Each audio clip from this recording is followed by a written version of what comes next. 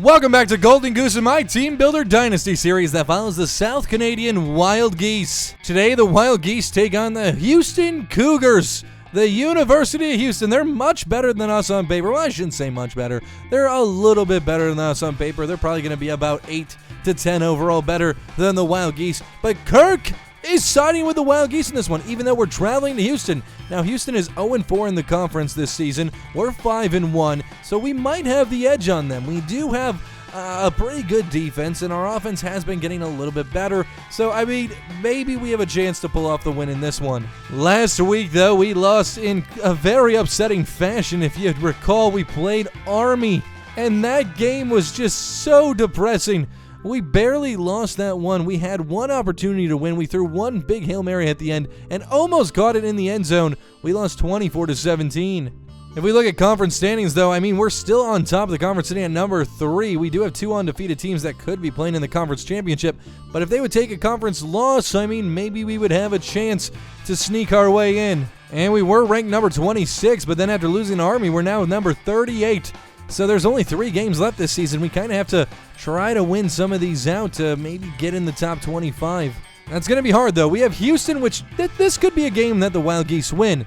But then the University of Florida, that's going to be a very difficult game. I think it's going to be similar to the Alabama game, and it's going to be a butt-whooping, and the Wild Geese are going to get it served cold because it's a dish served best cold. And then we're going to have a bye week, and then we play Memphis, and that's another game we could win, and that's how we finish off the season. So if we go 2-1 in these next 3 weeks, we'll be 8-4 on the season, which, I mean, might guarantee us a pretty decent bowl game and maybe a chance to play for the conference championship. We're going to need the University of Central Florida to lose maybe a game or 2 to get in there because Louisville already beat us, so we're really counting on UCF to lose a conference game. But we had to get things done against teams like Houston, and oh my God, they're a lot better than I thought they were.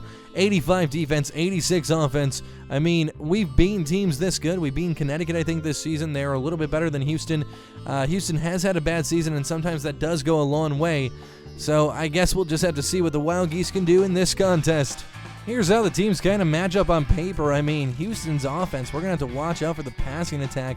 I'm glad their run offense sucks because I feel like we can defend the pass as a defense a lot better than the run.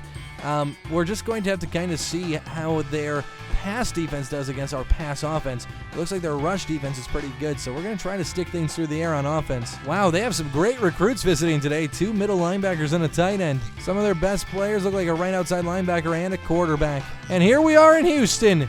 Not far from where I'm from, out of Dallas, but here we go. The Wild Geese wearing the alternative jerseys with the red pants this time.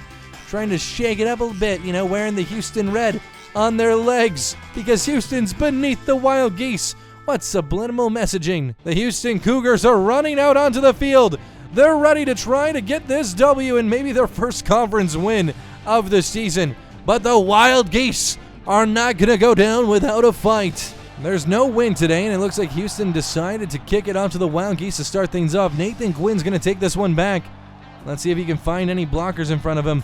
And that's a decent return by Quinn. Talked to Goose Johnson just before this game. He did say their game plan is to try to stick things through the air a little bit more with Orlando Everett. He looked really good in that Army game. They just couldn't get the W. There's Quinn on the counter, and that loses 4 yards. They have a great rush defense. You're going to have to watch out for that if you're the Wild Geese. Goose Johnson even said moving forward into the future, they're going to focus on their passing game a lot more, and it looks like Jose Golden got a little bit caught up on another receiver there, 3rd and 14. But yeah, talking with Goose Johnson, he said their offensive coordinators focusing on the pass. They're trying to develop their receivers more, their quarterback more, and that's going to be the focus moving forward into the next 2 or 3 years as they try to become more of an air raid style of team. Orlando Everett's dropping back here. Looks for a man. He found someone. Morgan, he's going to be just shy. 4th and inches. And it looks like the Wild Geese are going to be bold and come out and go for this one here. Let's see what they do. It looks like they're changing some type of routes up right now. 4th down and inches. Trying to get them to jump off sides. No one's biting. And Everett's going to fight forward for that 1 yard. Turnover. A turnover. I think he had it. I think he had that. I don't think that's a turnover at all. And they are going to challenge the spot of the ball. Goose Johnson is furious. He thinks Everett was over that line. He thinks he had that first down. It's going to be close. They're going to have to look at this a little bit closer because I think he had it too. It was so close, though. It really looked like he pushed forward and got that first down. Let's see what the ref sees and if he agrees with us here in the booth. That looks like a first down to me. Houston, though, great effort. But let's see what the refs call down on the field. It's reversed. It's reversed. It's Wild Geese's ball. Good challenge by Goose Johnson. That's a first down, and oh my God, you needed that. If you would have turned it over there, that could have spelled disaster for the Wild Geese early. That was just such a clutch challenge by the head coach of the Wild Geese here. And let's see what Nathan Quinn does. He lets a few blocks establish. He finds a hole and gets into Houston territory. Everett really sacrificed his body on that fourth down conversion. And it's all worth it to him right now that that was overturned and that they still have the ball right now and driving. Quinn's going to get driven back for a 4-yard loss. Their run game's not doing much today. They did a great job against Army balancing the run and pass, really keeping things shaken up, and then the play action really opened them up in that game. Let's see what they do here. Everett throws it to Scruggs. Bernard Scruggs, first down after a 20-yard reception. Everett in his freshman season was just a big scrambler. He didn't even get to start his full freshman year, but he's really developed as a pocket passer almost in a sense since his freshman year. No, Nathan Quinn gets laid out. He pays the price for catching that ball. 3 for 4 today, 39 yards. Everett was really good in that Army game. I mean, definitely catching the eyes of Goose Johnson, the head coach. And that's why I think they're looking to commit to this passing game a lot more. Everett's going to find the first down and run out of bounds. The running game hasn't really been working today. They're going to hand this one off to Quinn again, though, who's going to try to find something. He only gets 1 yard, though, on the carry. And Everett drops back. Everett has to get rid of it fast. That blitz came through. Massive gap in the center of the offensive line. Third down and 9. They're 0 for 2 on third down conversions today. I mean, I don't know what you do here. I don't know what the key is. Jose Golden looks like his route's being changed here. Let's see what they do. Rolling out. Jose's got a little bit of daylight. And you're short again. 4th and inches. Do you just take the 3 points here? Are you satisfied with 3? I don't think you're satisfied with 3. You got to go for it here if you're the Wild Geese. You've come this far. Maybe put your fullback in front of Nathan Quinn and just power forward for that inch. And they do! They do just that. Down at the 5, a 5-yard carry for Quinn. This possession has taken so much time off the clock. I mean, the whole first quarter's almost gone with this possession by the Wild Geese. 2 fourth down conversions. And there's Jose Golden! Oh my God, Orlando Everett put that in a small hole. 5 for 7 on the drive, 53 yards, and a touchdown to cap things off for the Wild Geese. Their kicker missed a field goal last week that potentially cost them that game. Obviously, their defense let a touchdown happen with Army on that last drive, but, I mean, you have to be a little nervous if you're their kicker. But time for a studio update. Looks like Connecticut edged out UCF, and that's what the Wild Geese needed. That's a conference loss for UCF. That might give the Wild Geese a chance to tie second and potentially go to the conference championship. Florida State also beat Syracuse 28-27. So if you're the Wild Geese, you have a new breath of life here. The Florida game you play next week isn't a conference game. If you can win this game and beat Memphis, you're only going to have 1 loss in conference play. And with only 1 loss in conference play, that might get you in the conference championship game. So this is very exciting for the Wild Geese, but you have to beat Houston, and you have to beat Memphis. Oh, wow, almost picked off. Tried to jump in front of that one. But that's a 17-yard reception. They got to remember on the Wild Geese defense that this passing game is one of the best in the nation. I think it's in the top 5 of the nation, honestly. And they're going to get rid of that one quickly. Knock him out of bounds, 2nd and 4. This quarterback can release the ball so quickly. It's very, very deadly. Let's see if they send a little pressure here on 2nd and 4, and it looks like the pressure's not really getting there for the Wild Geese. And they step out 3rd and 1. Coverage wasn't there. Looks like they're sending a bit of a blitz, some man coverage here. 3rd down and 1, 43 seconds to go in the first quarter. Oh, taken down from behind. A beautiful tackle by McCauley. And that's going to stop this Houston drive, a 3 and out. Oh my God. The Wild Geese need this win. With that UCF loss, they have a chance at the American Conference Championship game. And that's very important to the Wild Geese. You know, they had a bowl game last season. They got the win in that bowl game. But they won a conference championship under their belt, especially in the American Conference. I think if you're the Wild Geese, you really want to work the clock here. Houston gets the ball to start the second half off. If you can kill this clock down to virtually nothing over the course of this drive like you did in your first drive, then you're really going to be looking at having a huge advantage moving forward. 2nd and 4, and that should end this first quarter. After 1 quarter of play, the South Canadian Wild Geese lead the Houston Cougars 7-0 here in Houston, and the Wild Geese have the ball. Time for a little read option. You're going to have to execute this perfectly today. Houston's pretty good against the run. Everett's still on his feet, breaks a tackle, finds 9 yards and a new set of downs. Time to establish some play action here. Everett's got to roll out quickly. He gets rid of the ball. Oh my God, that defense was there and fast. I think if you're the Wild Geese, you're not going to feel very good if you don't score on this drive, whether it be 3 or 7.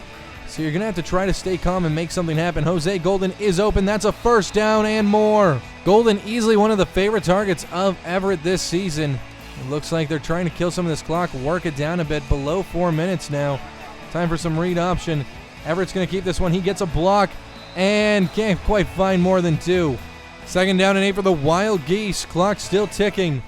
Everett drops back. Everett's going to deliver this pass to Roden. Roden breaks one, still on his feet. Roden tries to break a second, 3rd and inches. Roden came up pretty big in that Army game last week, and that was a pretty big play for Roden as well. And it looks like the Wild Geese are going to try to run the ball here. They do have 4 wide. Let's see what happens. Defense chance from the University of Houston. Everett's going to try to quiet them down out of respect. Let's see what happens here. Handing out to Nathan Quinn on the draw. Oh, he breaks one. Nathan Quinn fights forward. He gets the first down, but barely. Wild Geese are doing a great job of working this clock. We're looking to go below 2 minutes here very shortly, and they have a new set of downs, so they could work the ball down the field, work this clock, get 3 or maybe even get 7, and then we'll be looking to go to the next half. Everett takes the snap with only 2 seconds left on the play clock. Everett spins out, tries to find any open receiver, and that's Bernard Scruggs down to the 24. First down and 10. I'd say the Wild Geese are roughly in field goal territory. This is about a 40-yarder. I think their kicker can make this some read option again, and they jump on the halfback there. Everett's only going to take it for 3, though. 2nd down and 7, and they're working this clock below 1 minute left in the half. Wow. The time management has just been insanely good by the Wild Geese, and Everett's going to get sacked, and that's out of field goal range now. What are you going to do here? 3rd and 19. I think what you want to try to do is at least get into field goal range here. Look for something short. If you're Everett, you got to just be very aware on this play not to get sacked. Let's see what they do. 3rd and 19. They are working this clock, trying to get it probably below 20 seconds before taking this snap. And now they're going to try to go for it. They snap this ball. You want to come away with some type of points. You throw that one up, and it's going to be picked off. But it was out of bounds. 4th and 19. 49-yard field goal. Now there's not much wind today, so this should be makeable. Let's see if this kicker's got what it takes. I mean, that's all the power he's got. He kicks that one up, and it's in! It's in! The Wild Geese take a lead, 10-0 against Houston with 9 seconds left in this half. Now, if you're the Wild Geese, you got to feel pretty good here. If you can continue to control the clock like you have in this half, even if you let Houston score in the next half, I mean, you're looking pretty good, pretty peachy. 9 seconds to go. We don't really know what Houston's going to try here. I mean, you do have 3 timeouts, but it looks like they're just going to run the ball, trying to get out of this half alive. After one half of football, though, the Wild Geese have a 10-0 lead against the Cougars here in Houston. Starting off the second half with the Wild Geese kicking it off to Houston here. No real wind. A 49-yard field goal was made earlier today. I guess that's making up for the missed one against Army that cost them the game. So even if you let the Cougars score on this drive, you're still up by 3, and if you can control the clock like you have been and maybe get down the field and score, you should be in good position. 2nd down and 5. Their quarterback's one of their star players. He gets rid of that one fast, but it's over the receiver's head. They had the screen set up there. And 3rd down and 5. You cannot allow the first down here. And oh my God, he jumps in front of it. 4th and 5. Beautiful play. The Wild Geese, I'm telling you, against the pass, they're great. Now, if they could control the clock like they did in the first half, they could go down the field, score 3, and take a good quarter off of this game. Let's see what they do here. Houston's going to punt this one away. And it's deep to Bernard Scruggs, who has a blocker. He's going to just try to find a couple yards and does. 4:40 left in the third quarter. Quinn's going to bounce this to the inside, still on his feet. 2nd and 4. 2nd down and 4. You just don't want a turnover on any of these drives today. You've been doing so well, and it looks like he's going to bomb it deep. That's Jose Golden. Jose Golden was only supposed to be running a flat there, but he changes up a bit, runs down the center of the field with all the defenders distracted. And my God, that's a massive gain for the Wild Geese. I think the Cougars are showing why they're 0-4 in conference this season. Just haven't been that good, haven't been able to put things together. And it looks like Everett's going to keep this one, find a hole up the center of the field, and he's going to get inside the 10 on that read option. First down and goal, sitting at the 7-yard line, handing this one off to Nathan Quinn up the center, who's going to push forward 4-0. He gets back to the line of scrimmage. 7 here could potentially put this game away. 3 is still going to keep it pretty interesting. Let's see what they decide to do here. And oh, Everett kept it. He should have handed that one off. He's going to lose a yard there, 3rd and goal. 1 for 5 on 3rd down conversions today for the Wild Geese. Looks like they might be trying to go to the air here, but they're definitely going to kill the clock. Everett takes a snap. He's staying in the back pocket, and he finds Jose Golden right in the center. Jose Golden's an absolute animal. 10 for 14 for Everett today, 127 yards and 2 touchdowns. The Wild Geese are looking to take a 17-0 lead over Houston. And it's good, 17-0. Houston has only had the ball in offense twice, once in the first half, once so far in the second. This is going to be their 3rd possession. I'm telling you, the Wild Geese have been so good at controlling the clock today, it's almost freaky. They pretty much have probably 90% of total possession on the day, and I don't even know if Houston has a first down just yet. Baldwin trying to get back there, trying to stop them. Special teams has been their weakness this season, but they're down at the 18.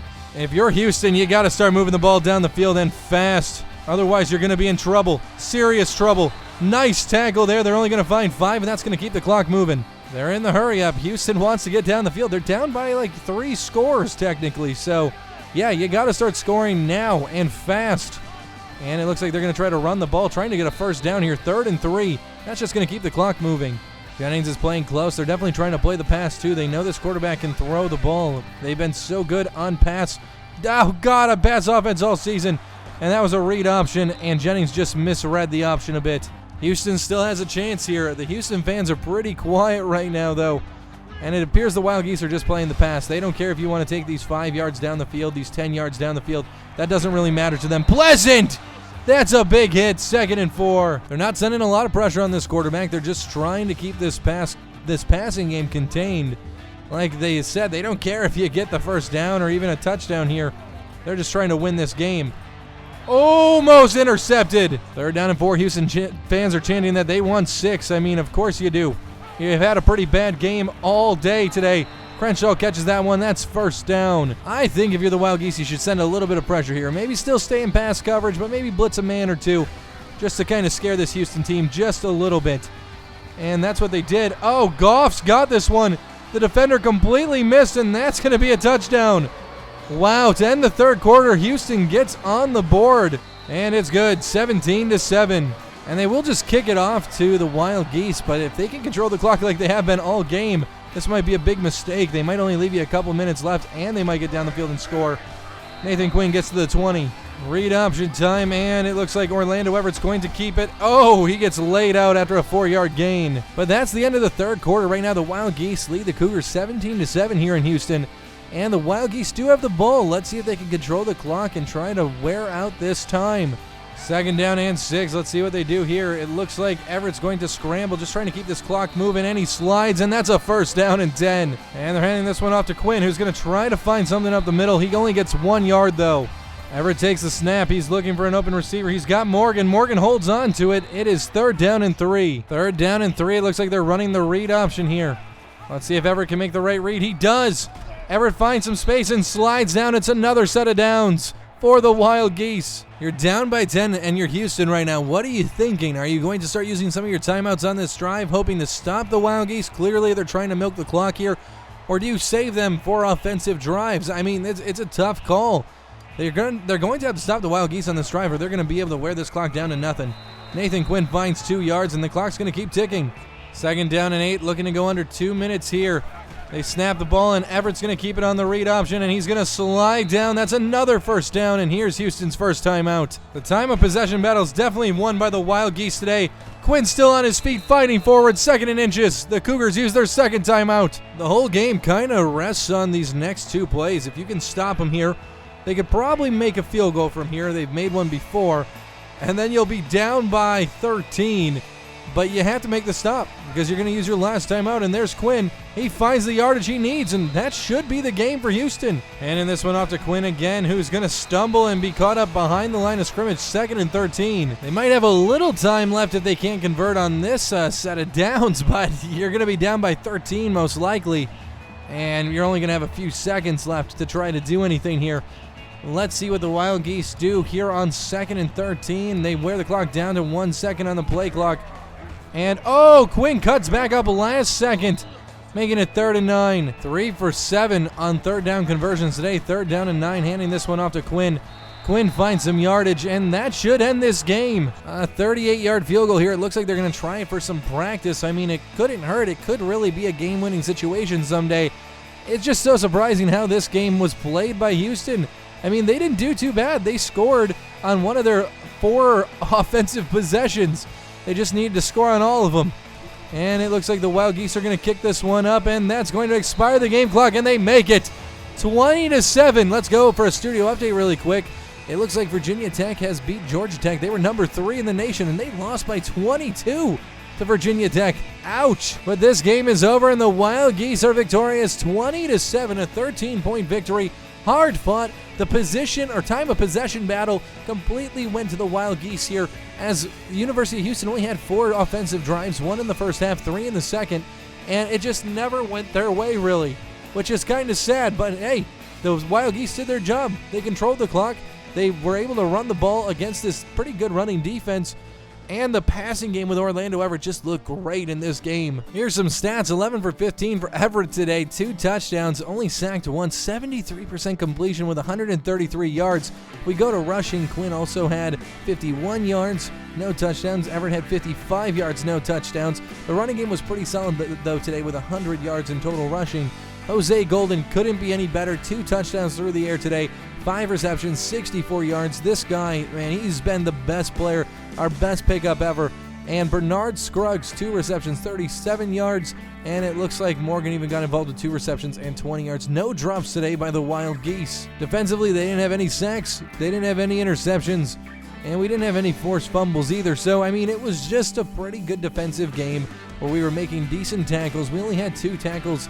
Actually only had 1 tackle for a loss today. So, I mean, it wasn't an insane game on defense, but we were able to stop Houston and hold them to 2 3-and-outs, and that really just changed the whole course of this game. Still in a recruiting battle with a few schools for this defensive tackle, this quarterback, and this right guard. I don't know who this quarterback is, Michael Reese. We're going to have to look him up. I don't think he's even on our recruiting board anymore. But oh my God, in this next matchup, we're taking on number 7, Florida. If we look at the matchup, it's not going in our favor at all. Kirk's going to side with Florida. We're playing in Florida. I mean, continuing this away streak that we've been having.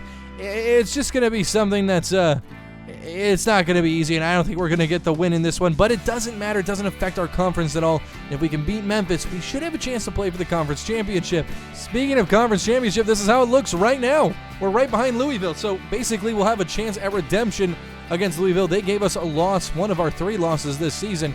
So, I mean, we have a chance to play them, which is going to be awesome. But they were so tough, such a difficult team to play. And I don't know. I'm not looking forward to the game against them. I hope they lose a couple games out of nowhere. But we only have 1 more game left. If we can go 7-1, we're probably guaranteed to play in the American Conference Championship game. Let's look at some of these award finalists. Obviously, we don't have anyone for the Maxwell. Our offense hasn't been great this season. The Walter Camp, we don't have anyone for that either. The Bednark, I don't think we have anyone for this award either. Come on, give us something. Give us anything.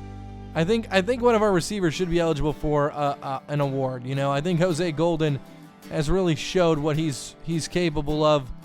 I think this man deserves an award. Let's see if we can get him one. Here's our wide receivers.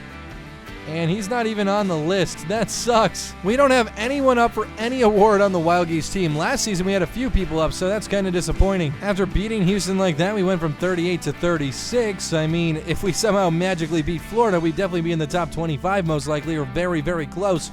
But like I said, I don't think that's going to happen. Bowl projections. Let's see where they have us landing in the bowl season. We're definitely bowl eligible here. And if we go down, oh, the Compass Bowl against LSU. Wow, LSU has not been hot this year. They're 2-4 in their conference in the SEC, 6-4 in the season. They're definitely much better than us on paper and everything. They have much better players. This would be an interesting bowl game. It is in the new year as well, so it's more of a premium bowl game. I wouldn't mind playing in this. Maybe the GoDaddy Bowl, huh? That would be a great one. National Championship. Maybe someday. Alabama's 9-2 and they're still in the running for this. South Carolina's 9-1 and they're sitting at number 1 on the season. I mean, the BBVA Compass Bowl, and that's an interesting one. I gotta look at this quarterback that's interested in us that we're fighting for right now. Okay, that's not the guy. Okay, so like, hold on. He's 80 overall. I don't know who they're talking about. It must be one of the athletes. That's all I can possibly think of right now. It's got to be one of the athletes because all these guys have committed. There's no way one of these guys. So one of the athletes must be a good quarterback.